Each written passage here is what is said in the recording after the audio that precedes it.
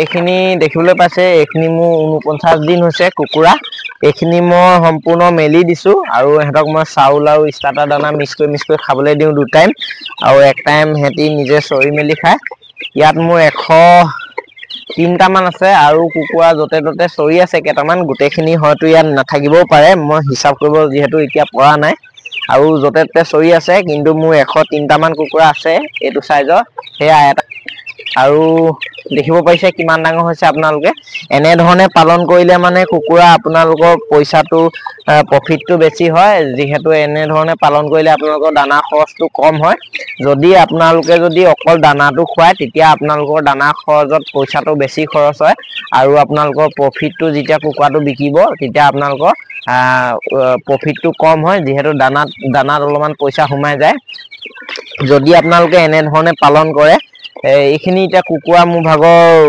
103টা আছে 103টা কুকুৰাই মেক্সিমাম 3000 পৰা 4000 টকা এটা দানা খালে যিহেতু মই এটা মেলি দিলো আৰু এতিয়া হেতৰ মই মেক্সিমাম আৰু 4000 মান টকা দানা খুৱাই দিলে হেতৰ 1 কেজি মান ওয়েট আহি যাব যেহেতু মই মেলি দিম কিন্তু হেতৰ 1 কেজি ওয়েট আহিবলৈ মেক্সিমাম 6 মাহ পৰা 5 মাহ লাগিব আৰু যদি মই সম্পূৰ্ণ কন্টিনিউ দানা খুৱালো হেদিন তেতিয়া 3 মাহ লাগিলে হেদিন যেহেতু এতিয়া মোৰ 5 মাহ বা 6 মাহ লাগিব 5 মাহ 6 মাহত 1 কেজি ওয়েট আহি যাব আৰু মোৰ খৰচ হ'ব হেতৰ দানাত মাত্ৰ 8000 টকা আৰু মোৰ প্ৰফিটটো বেছি থাকিব কিন্তু মই যদি সম্পূৰ্ণ দানা খুৱাও হেতৰ লগত খৰচ মোৰ 100 পোৱালিত মেক্সিমাম 17 পৰা 18000 টকা মান দানা খাই দিব তাৰ পাছত মোৰ তেতিয়া প্ৰফিটটো কম থাকিব যদি মই 300 টকাকেও কেজি বিকো 100 টাত যদি 1 কুইন্টেল হয় 1 কুইন্টেলত 30000 টকা 30000 টকা পালে মোৰ ভাগৰ বেছিখিনি প্ৰফিট নাথাকিব আৰু যদি মই তেতিয়া হেতৰ যদি মই মেলি দিও তেতিয়া মোৰ 8000 মান টকা দানা খৰচ সোমাব আৰু তেতিয়া মোৰ ভাগৰ প্ৰফিটটো বহুত বেছি থাকিব যদি মই 300 টকাকে কেজি বিকো হেতৰ যদি প্ৰত্যেকৰ 1 কেজি হৈ যায় এমাহত এমাহত ওলাইছে 5 মাহত যদি 1 কেজি ওয়েট হৈ যায় 5 মাহত মেলি পানি যদি পালন কৰো তেতিয়া মোৰ হেতক যদি মই বিকো 300 টকাকে কেজি বিকিলেও মোৰ 30000 টকা আহিব আৰু দানাত খৰচ হ'ব মাত্ৰ 8000 টকা আৰু মোৰ প্ৰফিট থাকিব মেক্সিমাম 22000 টকা মান এনে ধৰণে যদি আপোনালোকে মেলি পানি পালন কৰে তেতিয়া আপোনালোকৰ প্ৰফিটটো বেছি থাকে যদি আপোনালোকে অনলি দানা খুৱায় তেতিয়া হলে আপোনালোকৰ প্ৰফিটটো অলপমান কম থাকে মেক্সিমাম 8-9000 টকা মান প্ৰফিটটো কমি যায় যদি আপোনালোকে দানা খুৱায় কিন্তু আপোনালোকৰ দানা খুৱালে মানে সোনকালে পইচাটো চুবলৈ পাই থাকিব সোনকালে বিকিব পাৰিব কিন্তু যদি আপোনালোকে দানা নোখুৱায় তেতিয়া হলে আপোনালোকৰ 5 মাহ পৰা 6 মাহ লাগিব 1 কেজি ওয়েট হ'বলৈ এইখিনি দেখিব পাৰিলে 49 দিন হৈছে মোৰ ভাগৰ কুকুৰা আৰু যোনখিনি মোৰ আৰু আছে ভিতৰত মই সেইখিনিও দেখাম সৰুখিনি আৰু মোৰ দুবেছ আছে আপোনালোকক গোটেইখিনি মই দেখাই আছো আপোনালোকে চাই থাকক ভিডিওটো মই সম্পূৰ্ণ দেখাই আছো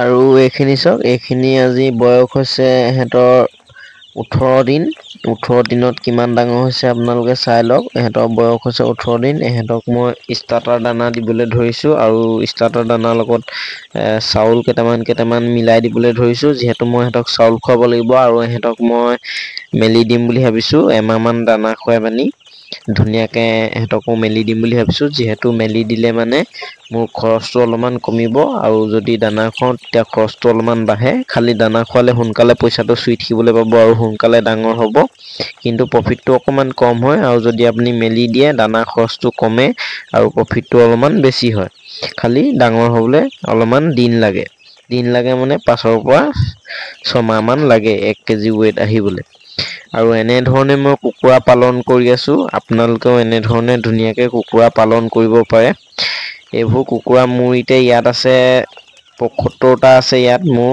কুকুৰা পোৱালি তাৰ পাছত ডাঙৰখিনি যিখিনি দেখাইছিলো তাত আছে মোৰ 103টা আৰু ডাঙৰখিনি বয়স হৈছিলে 59 দিন আৰু এইখিনি বয়স হৈছে 18 দিন আৰু মই এহেতক আজি লিভাৰ টনিক দিছো যিটো ব্ৰটন হয় সেইটো দিছো হজমৰ কাৰণে আৰু চক পোৱালিবোৰ ধুনীয়াকে সুস্থ হৈ আছে এহেতক মই ভেকচিন আৰু এটা মাৰিলো যোনটো গাম্বাৰু ভেকচিন হয় সেই ভেকচিনটো মাৰিলো আৰু ৰাণীখেত F1 মাৰিলো আপোনালোকৰ এনে ধৰণে কুকুৰা পালন কৰিলে এন্টিবায়টিক ভেকচিন এইবোৰ ধুনীয়াকে নিয়মমতে ইউজ কৰি যাব। আপোনালোকৰ ফাৰ্মত কোনো ধৰণৰ বেমাৰ আজাৰ নাহিব আৰু ধুনীয়াকে কুকুৰাবোৰ সুস্থ হৈ থাকিব। আৰু মোৰ আৰু এবেজ আছে সৰু ইয়াতকৈ, সেইখিনিও দেখাম আপোনালোকক। আৰু মই ক'ম যে আপোনালোকে কুকুৰা ধুনীয়াকে পালন কৰি এটা ইনকম কৰিব পাৰে। কুকুৰা পালন কৰিলে বহুতকেইটা ভাগ আছে। কুকুৰা বিক্ৰী কৰি পানি পইচা ঘটা, বা কুকুৰাৰ ডিম বিক্ৰী কৰি পইচা ঘটা, বা আপুনি কুকুৰা পোৱালি বিক্ৰী কৰিও আপুনি পইচা ঘটিব পাৰে। কুকুৰা বহুতকেইটা নিয়মত কুকুৰা বিকি আপুনি পইচা ঘটিব পাৰে। চাওক, এটা ইনকুবেটৰ যদি কিনি লয় আপুনি ধুনীয়াকে ঘৰতে 50জনীমান মাইকী কুকুৰা থৈ পিনি ঘৰতে ডিমটো উলিয়াই ইনকুবেটৰত দি পানি পোৱালি উলিয়াই পোৱালিটো চেল কৰিব পাৰে। আৰু নহ'বা আপুনি মাইকী কুকুৰা 100 পৰা 50জনী ৰাখি পিনি ডিমটো চেল কৰিব পাৰে, বা আপুনি মাংসৰ কাৰণেও লোকেল কুকুৰা বিকিব পাৰে। বহুতকেইটা চিষ্টেমত আপুনি কুকুৰা পালন কৰি বিক্ৰী কৰিব পাৰে আৰু ধুনীয়াকে এটা উপাৰ্জন কৰি থাকিব পাৰে। ময়ো এনেধৰণে পোৱালিও চেল কৰোঁ। তাৰপাছত ডিমটো মই চেল নকৰোঁ, কিন্তু ডিমো মোৰ বহুত পাৰে। তেনেধৰণে আকৌ মাংসৰ কাৰণেও বিকোঁ। আকৌ তেনেধৰণে মই পালন কৰি আছোঁ। আপোনালোকেও ধুনীয়াকে পালন কৰি এটা ধুনীয়া ইনকম কৰি থাকিব পাৰে। এইবোৰ চব ধুনীয়া সুস্থ পোৱালি, আৰু মই সৰু পোৱালিখিনিও দেখাই দিম। আৰু এইবোৰ চব মই নিজে উলিওৱা পোৱালি হয়, ক'ৰ পৰা মই কিনি অনা পোৱালি নহয়। আপোনালোককো যদি আপোনালোকেও যদি পোৱালি উলিয়াবলৈ মন আছে, তেতিয়াহ'লে ইনকুবেটৰ কিনিব পাৰে। মই চেল কৰোঁ ইনকুবেটৰ। মই প্ৰত্যেকটো ভিডিঅ'ত কৈয়ে থাকোঁ। কাৰোবাক যদি লাগে ওচৰৰ গোলাঘাট ডিষ্ট্ৰিক্টৰ সৰুপথাৰ, বৰপথাৰ, নাওজান, চুঙাজান এনেধৰণে ওচৰৰ যদি কোনোবা আছে মোক জনাব, মই ইনকুবেটৰৰ যোগান ধৰিব পাৰিম।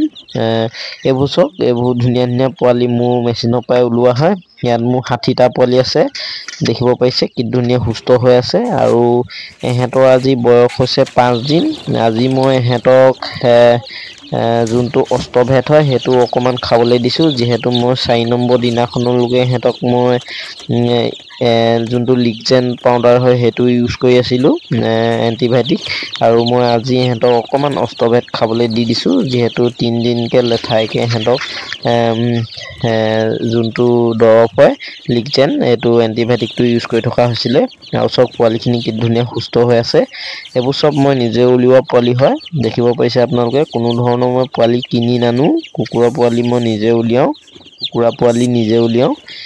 আপোনালোকেও যদি উলিয়াবলৈ মন আছে মোক কণ্টেক্ট কৰিব। মোৰ কণ্টেক্ট নাম্বাৰ তলৰ ভিডিঅ'ত, মোৰ প্ৰফাইললৈ গৈ পিনি তলৰ ভিডিঅ'ত চাব, মোৰ নাম্বাৰ দিয়া আছে, ফোনৰ নাম্বাৰ। আৰু এইখিনি ডাঙৰখিনি 59 দিন বয়স হৈছে ইহঁতৰ। দেখিব পাৰিছে ইহঁতক মই সম্পূৰ্ণ মেলি দিছোঁ। প্ৰায়ভাগ ইহঁতক মই ষ্টাৰ্টাৰ দানা খাবলৈ নিদিয়াই হৈছোঁ। ইহঁতক মই চাউল, আৰু ইহঁতি নিজে চৰি খাই এতিয়া বাৰীখনত চৰি থাকে, দেখিব পাৰিছে।